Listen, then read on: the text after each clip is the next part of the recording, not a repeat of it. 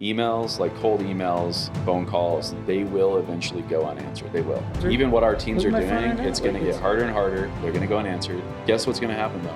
They're going to be ignoring calls. They're going to be ignoring emails. And then we're going to show up at their door.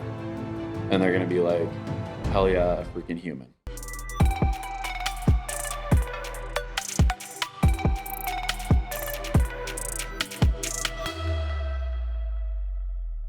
Welcome to the D2D Podcast. Your host, Sam Taggart here. And again, coming at you with an awesome guest. We're going to be talking about home services. We're going to be talking about tech and AI in the home service space, just kind of the boom that's going on in this industry and like the different, for example, AccuLinks just got bought for $2.2 billion yesterday, which is crazy. Nuts. And you have Job Nimbus just got bought for hundreds of millions of dollars. And you have a lot of money coming in, a lot of movement saying, hey, we know this is an underserved industry. And so we're going to be diving into some of the things that we're seeing on this. And before we jump in, if you are somebody that is in door-to-door, runs a team, runs a company, and gets value out of this podcast, make sure to hit subscribe and share this with some people. We've got some amazing events, whether it's you come out to us in Utah, we have Door-to-Door Con Canada end of September, we have our D2D Con in January 2026, which is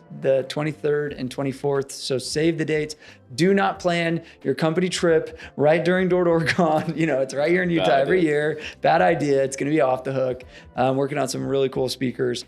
And anyway, so we've got some cool things to talk about. So welcome to the show, co-founder Jess Reagan of Paiv, which is a sales enablement tool that has a lot of cool AI features, from knocking apps to sales, like company cam vibes, and to gamification, and to, you know what I mean? And there's some cool history there. Yeah. And we'll jam on that. But also longtime door-to-door guy. Like, when was your first year? 2006. Yeah, 2006. I mean, you've been in it longer than I have.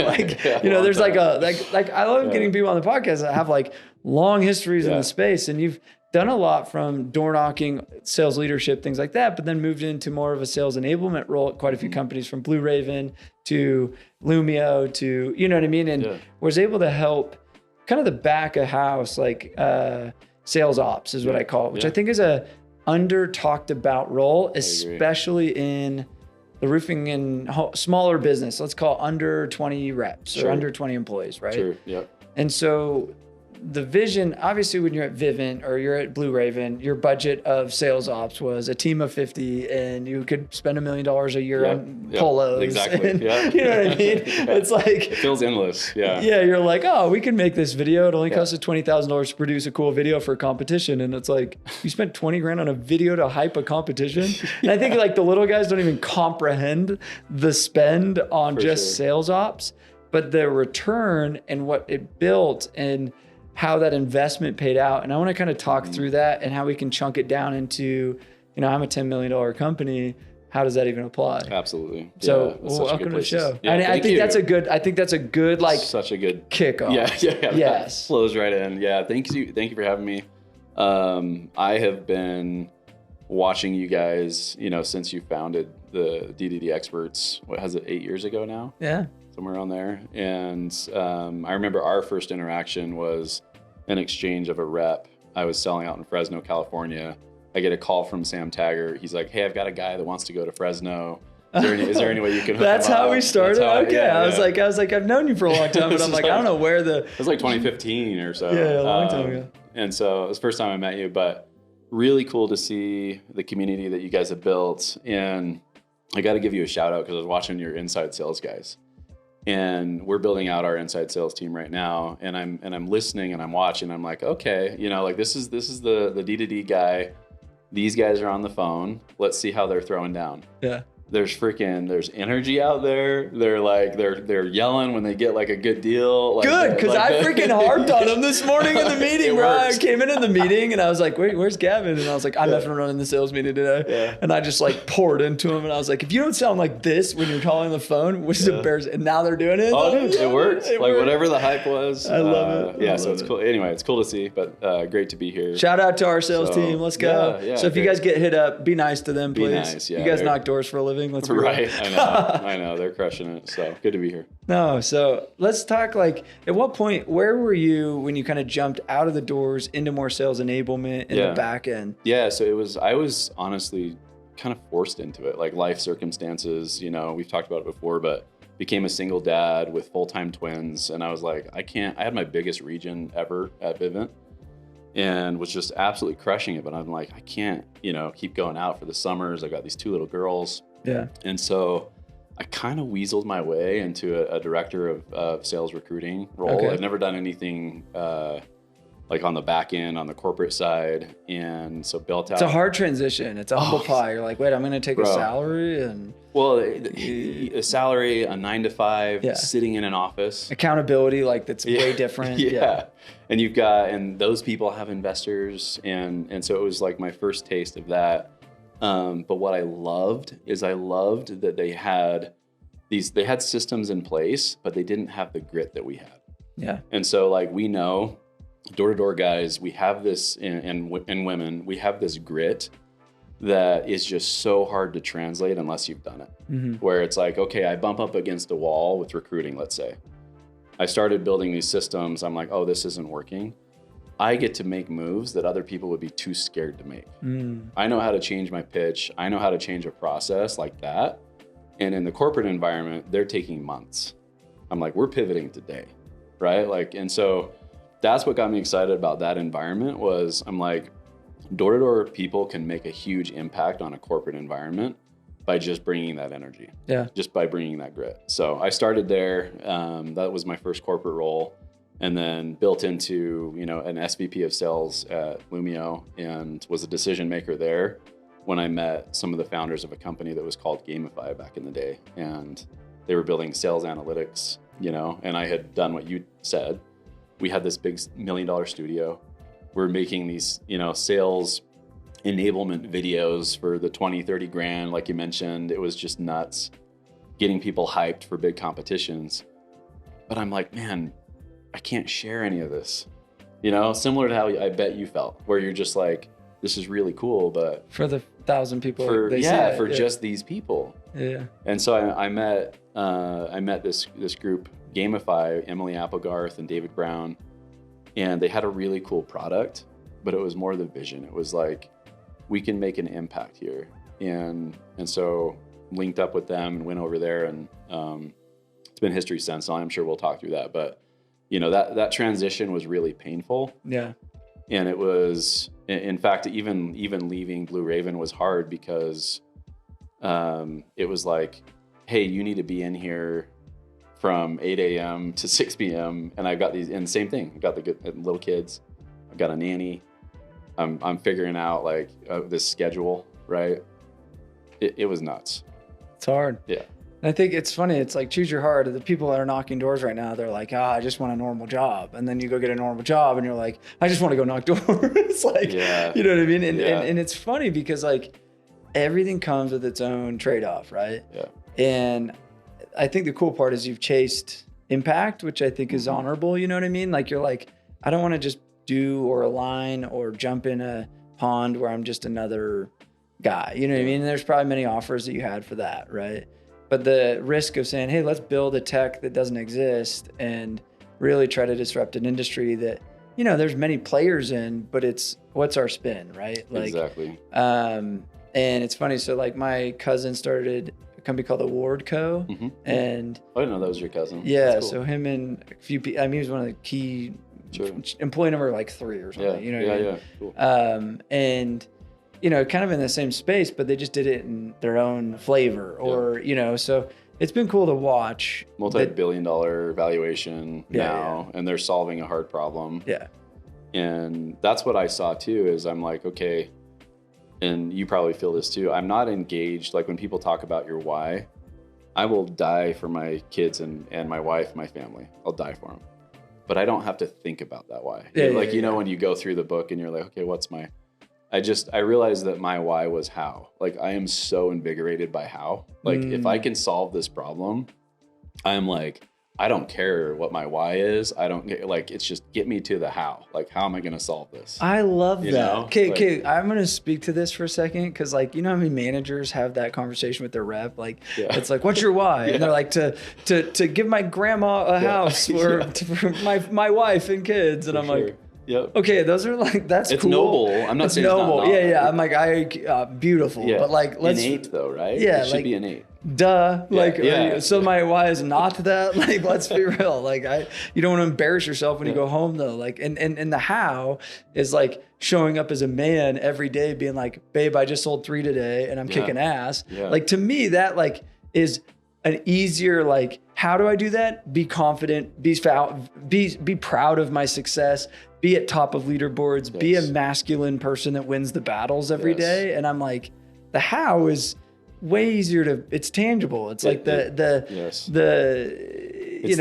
the meat. Yes, the meat potatoes. and like, for me, figuring out, okay, how do I go from a pest control rep in 2006 or 7 to sitting in a 60-story office building in New York, raising capital with some of the best VCs on the planet?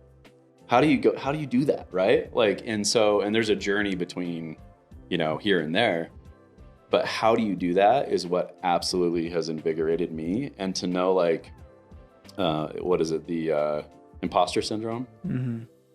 Dude, everybody has it. Everybody. And then you see the VC guys probably be having those same imposters in their back. You're just like, what the hell? He like, still doesn't know what he's talking about. Well, they're just a person. Yeah. That's what I always, and it's like, and it doesn't matter at what level. People will always buy from people they like. It does not matter if it's at the door or if it's in that building or whatever. It's like, you're selling something, they're buying something, and hopefully they like you, and then they're going to stick with you if they trust you. That's good. And it's just, but I'm so invigorated by the house. So that's why I took the big leap, and it's scary. Like, you leave a good salary, you leave a good commission, to go co-found something, and it's scary. Thanks so much for listening to the D2D podcast and being such a loyal listener. If you haven't subscribed already, hit that subscribe button. And we have finally come out with a 2.0 to our D2D University. And we want to give you free access to our community where you can peruse around different micro courses to big pro and apprentice certifications. Whether you're in pest, solar, roofing, alarms, fiber, all these different industries have an amazing refresh of brand new content we spent the last year redoing. Why? Because we believe in leveling up this industry from ethics to mindset to skill sets to all the things that's going to make you an actual pro at doing this door-to-door job that we know is super difficult, but it's the same effort, but greater results with D2D 2.0.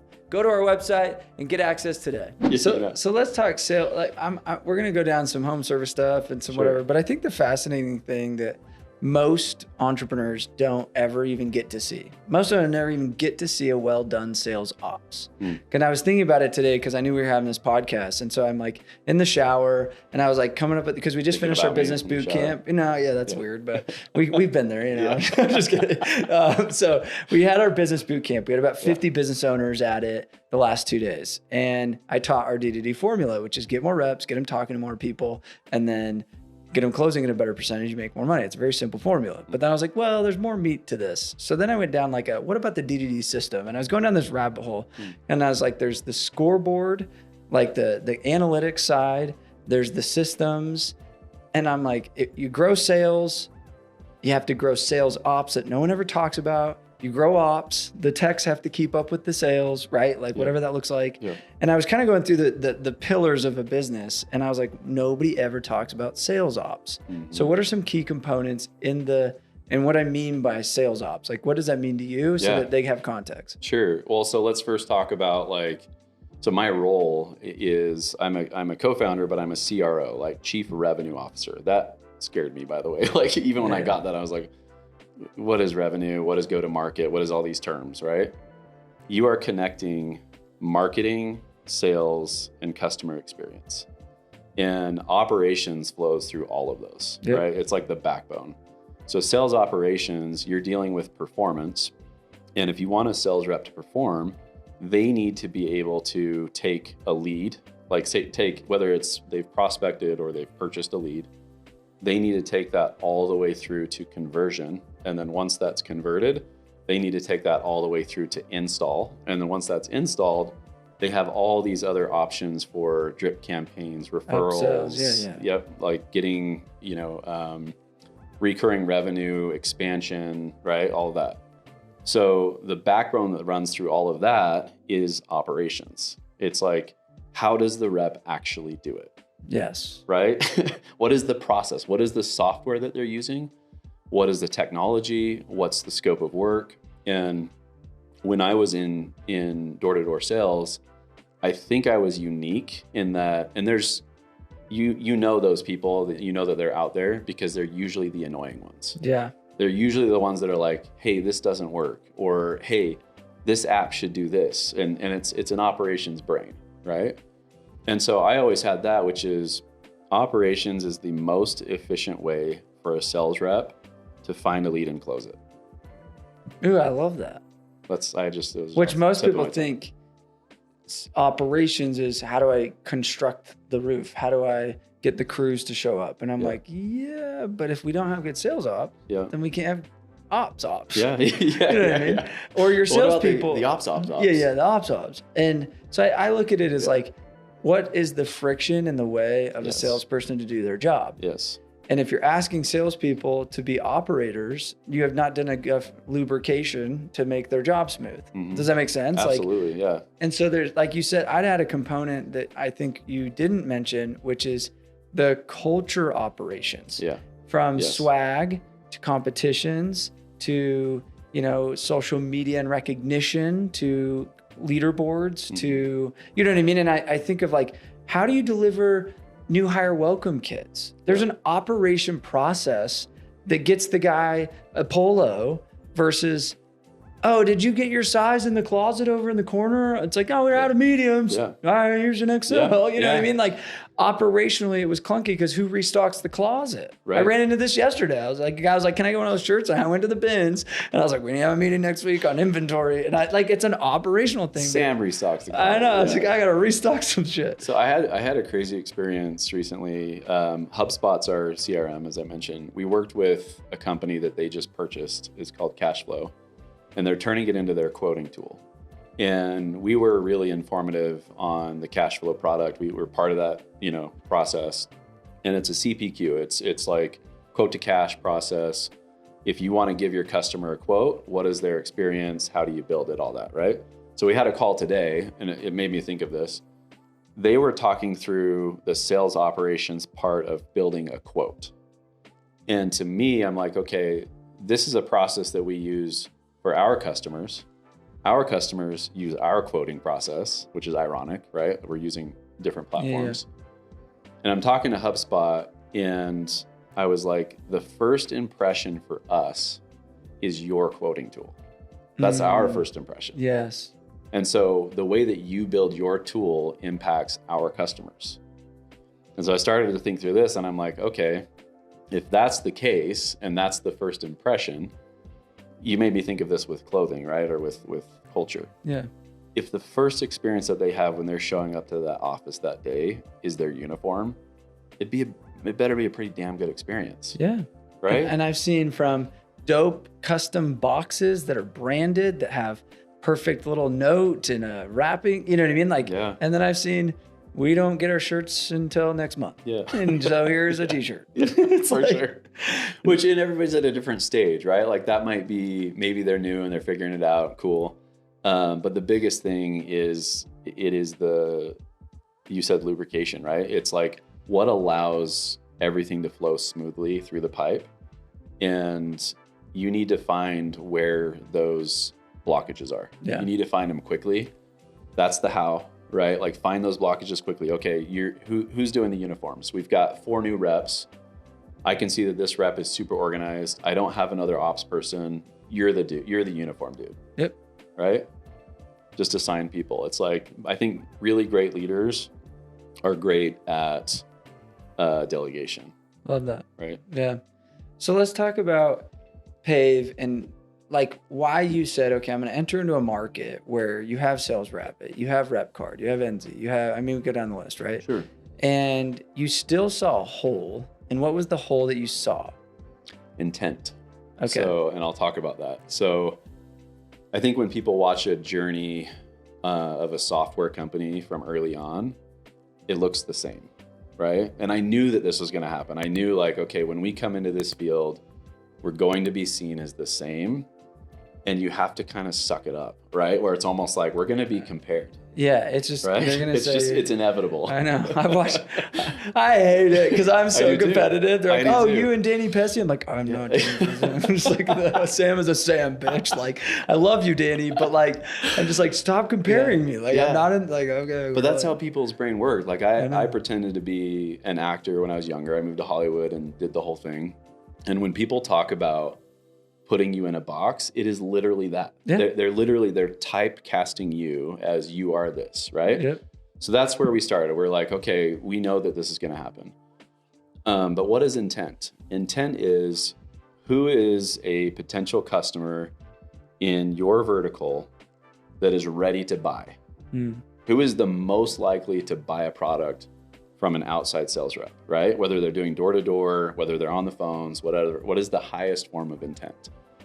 And so our goal has been to build out a platform that could convert once we tell them what the intent is. And so now what we're about to release, when the storm will be part of it, is we are releasing intent signals so that now sales reps know who's ready to buy. And this has happened like in inside sales, for a long time, they've done a good job of building out scoring and intent, and even offering leads, right? Like offering high intent leads. And so we will be the first AI go-to-market platform for the field. And go-to-market is truly from lead all the way through to close. Oh, cool. Like contract, like all of it. That's big. Yeah, so it's so funny. We had these arguments of why is it that you buy software and they have 75% of what you need, so then you have to get 4 other ones. Yep. And that's cool that's the vision. Yeah. Because I think a lot of times you go knock a door. Well, let's just take like Jellyfish was at our office yesterday, cool. right? Yeah. They were like, $80 awesome. million company. Yeah.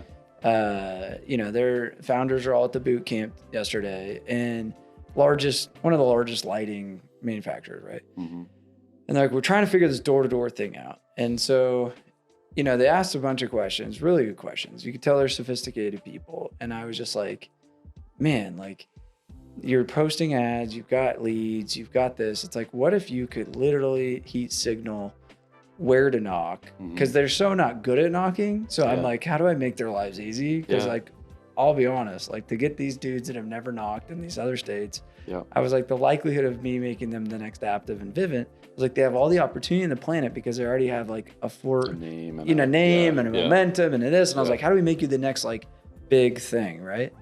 And I was like, man, there's got to be a faster way to get there than just like 1,000 boots on the ground that get their face kicked in so much. Like the long road for that is a long road. You know what I mean? Yeah, for sure. Well, and the other thing that we've noticed, and I'm sure you have too, because you talked about like a lot of these, they're disconnected tools. So consolidation is part of it. Consolidation equals scalability, right? Like if you can consolidate those things and you have these 5 different tools, you have an AI voice, you've got a camera, you've got, territory management, all of these things, and you're at least consolidating that. That's number 1, is like consolidate your tools. With AI today, there's no reason you shouldn't be using a platform that has consolidated them. You just should. Yeah. People are building too fast and too clean, and so that's the first thing, is find a consolidated platform. And then the second thing is how do they actually help you to convert? How do they, or not help you, or not when help vetting you, them, right? No, I think if your sales guys are bitching all the time, it's either 1, you haven't implemented it right, absolutely, or number 2, you should listen to them. You know what I mean? It's like, dude, why do you make my job so hard? Versus you'd be like, dude, our job's to like, that's why we switched from Salesforce to HubSpot. I clicked and I counted my clicks, and to submit a deal after they say yes, it took 29 clicks. I was like, do you expect the sales guy to click 29 times Jeez, yeah. and do those all right? Yeah. Right? Like you click here, then you drag this, and then you fill this out, and then you click here, and then you do this, and then you click here, and then you do this. And I was like, the likelihood of them ever submitting a deal right is way bad. Like it's way low. And it's friction. Like It's we're friction. talking about the friction before. It's like most of us have some form of ADD, and it's not a joke. Like I used to say it as a joke. It's legitimate, and it's an actual brain thing, right? Like where we have to learn things differently. And I have a huge place in my heart for people that deal with that, because they don't see CRMs the same way as someone who isn't neurodivergent. Yeah. And so when I found, like you, I also found HubSpot. I have ADD, and I was like, okay, this is so easy for me to take this from point A to point Z that I can actually scale it for other people, right? Like my superpower might be solving problems, but then repeating, like going through and then repeating that resolution is where I start to like misfire. I'm like, I don't want to do that 30 times, right? And so I have to make it easy enough and automated enough that I can almost kind of do the part that I'm interested in. Yeah. And then automate the rest. Yeah. And so, like HubSpot's a great example of that. And we hope to accomplish that with Paiv. Like we hope that when somebody is using our platform, that when they go and they knock a door, they already have intent signals. They already know that that's a house that they should be knocking. They know obviously the name of the person and all that. That's pretty common. And now that conversation is recorded. It's transcribed. It's coached. You can do your site photos. You can do some of your sales project management. You can, communicate with your team. You've got texting communication, like all of it is there. And then on top of that, whatever your chosen CRM is, we don't want to get in the way of that. We'll integrate with it. Yeah. And so now the sales rep does not have to have multiple licenses. They just work in one place and it's all connected. Overlays the CRM. It's frictionless. So let me ask you this. You get to talk to, it's fun having a unique perspective into the home service space, right? Yeah. You're moving a lot in the roofing, and that's been an industry we've helped in a ton over the last 8 years. Yeah. And so it's fun to like, hey, we're seeing it at the same shows now. Like, hey, what's up? So cool. And I guess like the traditional business that you probably deal with, in my opinion, in the home service space has less than 20 reps. You know what I mean? Probably less than 10. Yep. And so the owner's going to call you and they're going to say, hey, why go with you? And then they're going to say, can you do all these things? But I think the bigger problem, and I love when an owner calls us and is like, hey, you're Harry Potter, solve all my problems with a wave of a wand. And I'm assuming they call you with the same thing. 100%, yes. What advice would you give the owners that they could be doing on their end to remove the friction and to be a better customer for D2D experts, for Paiv, for any of these people? Like they go and say, save me. Mm-hmm. But like almost what would you tell them? Because you're not speaking to one, you're just saying things in general. So you can just say it how it is. Yeah. But like what problems do you see that they need to fix first and or should be fixing that would make everyone's lives easier? And and it starts with them. Yeah. So you said it starts with them. I feel like it takes courage on the part of the vendor or the salesperson to tell them or to point out what the problem is and to give a consultative approach where it's like, hey, you recognize what your issues are. I was talking to, it was a big national roofing company a few days ago, and it's one of their branches. They've seen a 60% dip in their production because of storms. Like they've had a drought. Yeah. And so we talked through like, okay, well, droughts are going to happen again. You might have some good storms this fall, but like what happens the next drought, right? And so we start systematically going through what their actual processes are.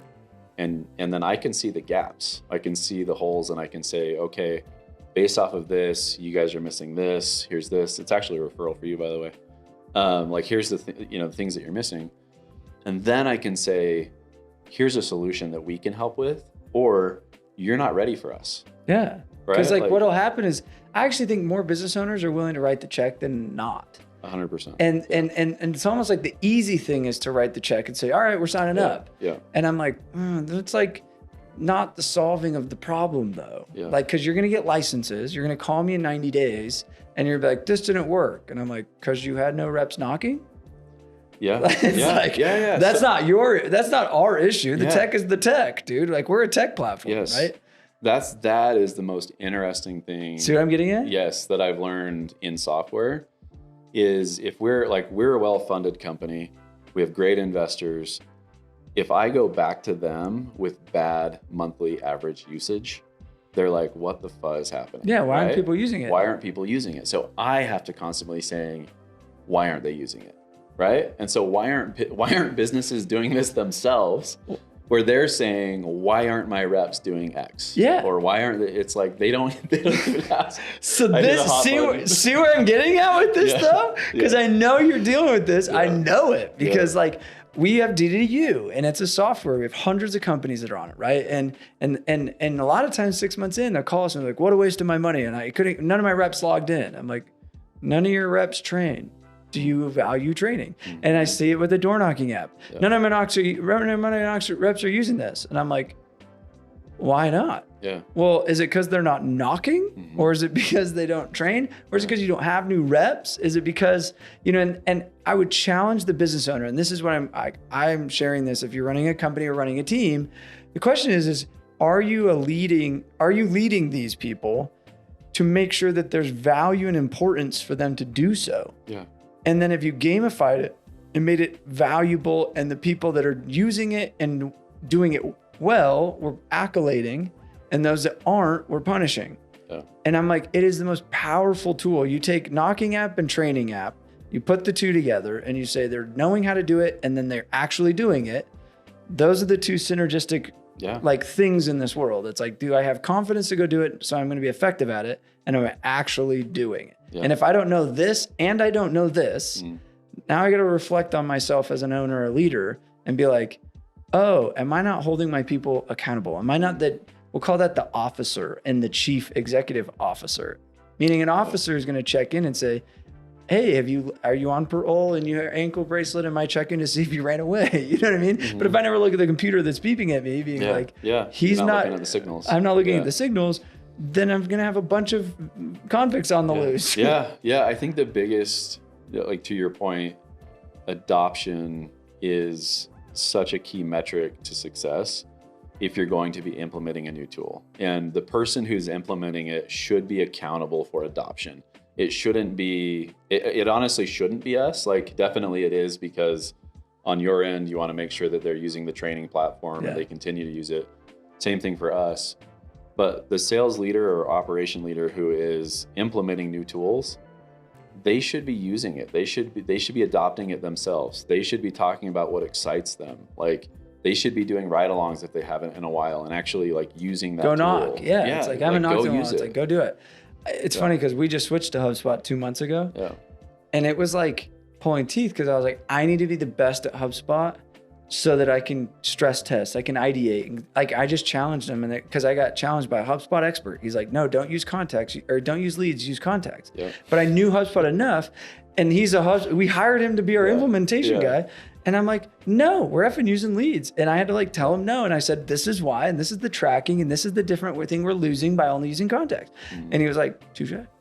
But I could, like, had I not known HubSpot and had to learn it for 2 freaking months, then I wouldn't have been able to make a good argument case to a professional HubSpot developer. Yeah. You know what I mean? Yeah. It's like, and something that works for your company, right? Exactly. Like, because something that he's doing, maybe it works for someone else.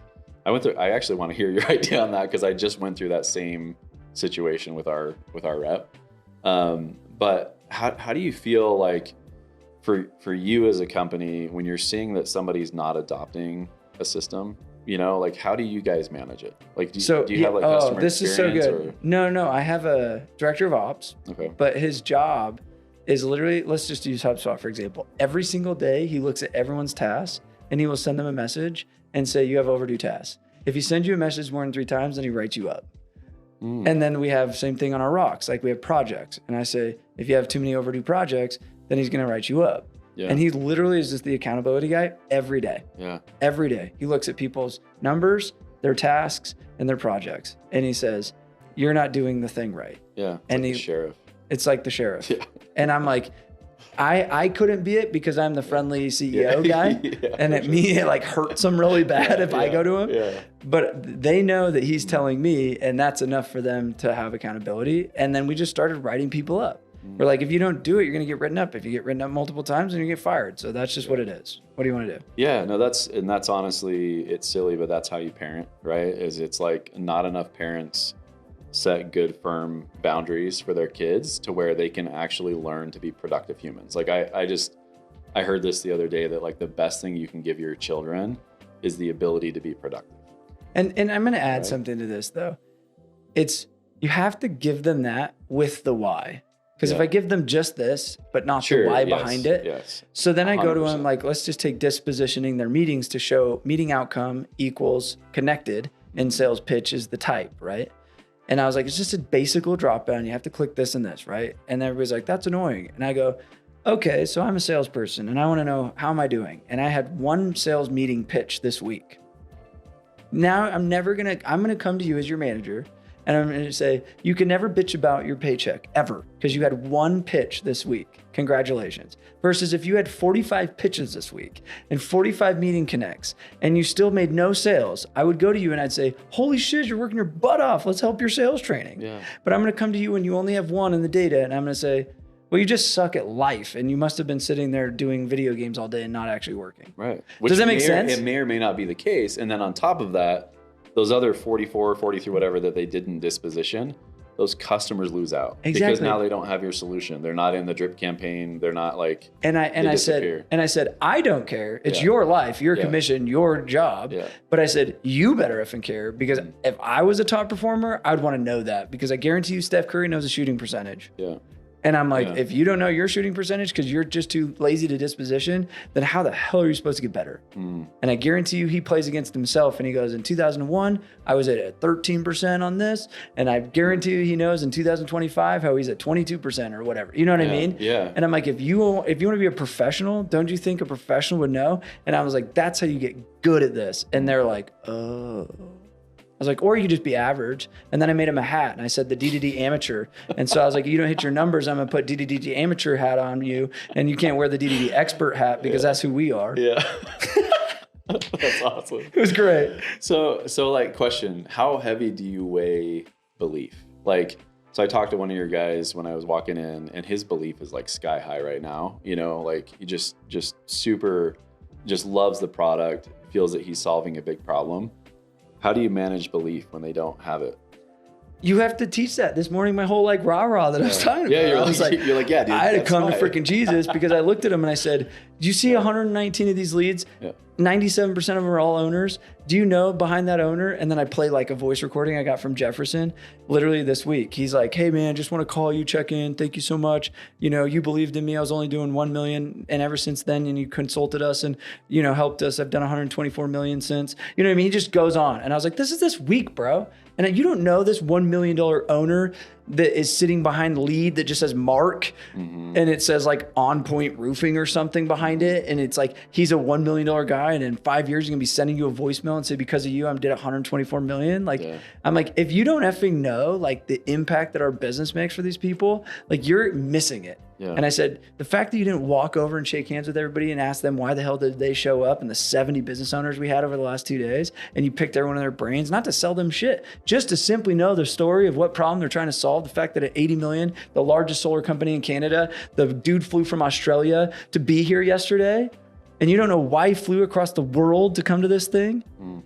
Like, and you don't know the problems that we're solving and the impact of why they keep coming back. A dude who comes 7 times, this was his 7th boot camp, another chick 6 times, another dude 5 times, the same event.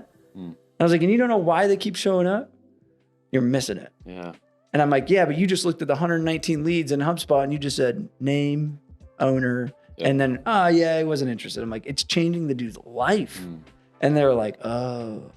And then all of a sudden belief goes up. And then what's going to happen in a week? Yeah. And I have to call, you know, yeah, do we have more context? So being D2D people, like, do we have more context to the human element? Like, you know what I mean? Like meaning, is it easier for us to connect that name to a human than maybe somebody who hasn't? That's why I said you need to walk over there because when you're behind the phone, how effective can you be when you don't no, can you close your eyes on that phone call and imagine what they look like in their dinky, this is what I said to him this morning. I'm like, they're in their dinky little cubicle and they're like, sister's their bookkeeper and their cousin Jose is like trying to sell and he's never knocked doors before and he's 19 and they're like, we're going to be a business and they have no idea what the hell they're doing. Now, can you vision that for a second as if you were there in person walking into them? Now talk to them on the freaking phone.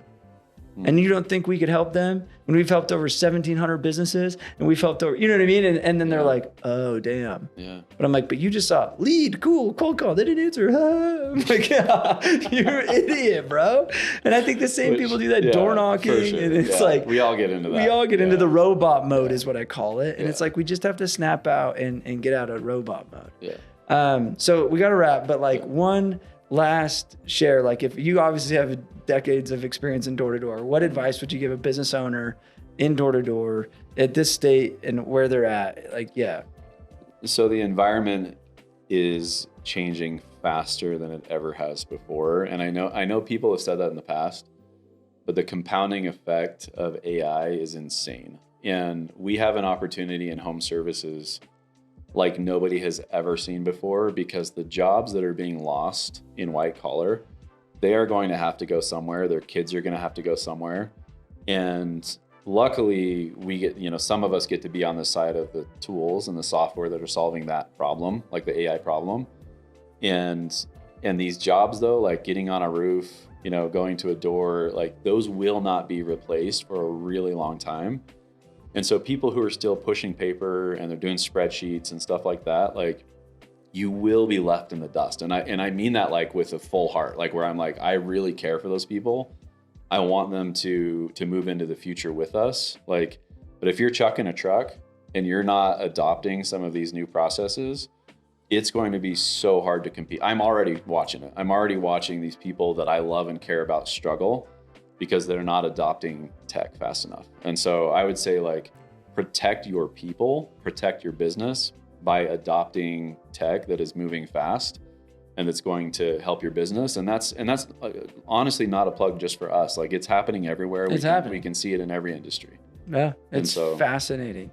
And I think you're right. I think like that's why money's moving to home services, because they're like, that's not going anywhere. But it's like, what was the company? They just fired their CFO, their top Fortune 50 company. And they fired their CFO because they replaced it with AI. Forecasts everything. It analyzes everything. Yeah. It does everything as CFO. It's like, you're the best CFO in the world. Look at every book, every interaction, every transaction, and give us analysts every minute. Yeah. And it's like, that kicks the CFO's ass. Yeah. Like, you know what I mean? It's just like, there's like so many things that it's like, that it can replace and you'd be shocked, but it's not going to go knock a door. It's not. And I was just going to say that we're on the same page. Like if, let's say we get robocalls, right? Like AI, we used to call them robocalls every 5 minutes. Dude, it is insane. So now what happens is, and this is to the point, emails, like cold emails, phone calls, they will eventually go unanswered. They will. Yeah. Like even what our teams are doing, it's going to get harder and harder. They're going to go unanswered. And so all red, look at that, straight red. Guess what's going to happen though, is they're going to be ignoring calls. They're going to be ignoring emails. And then we're going to show up at their door and they're going to be like, hell yeah, a freaking human. Like let's because they're like, I'm just sick of trying to talk to some AI guy and buy something. Yeah. It's either they're going to buy it online on Amazon and just self-checkout, or they're going to buy it from some human. Yes. So anyway, thank you so much for being on the show, Jess. Thank you. This is so good. Yeah, appreciate you guys. And hit subscribe or share this with somebody if you got some value, and we'll see you guys on the next episode. Take care.